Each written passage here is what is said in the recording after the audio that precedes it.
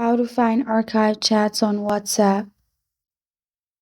Hi everyone, it's Sophia to assist you today. Without any delay, let's jump right in. First, open WhatsApp and log into your account. You'll find archived on top. Archive will be on top of all the chats. Simply click on archived, which is on all the chat top, and you'll find all the archived chats in here.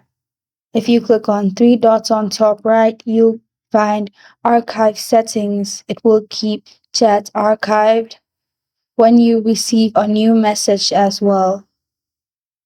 And this is how to find archive chats on WhatsApp. Thank you for joining me today. If this video helps you out, please leave a like and subscribe for more. Got a question or want to suggest a topic? Comment below. I'm Sophia signing off until next time.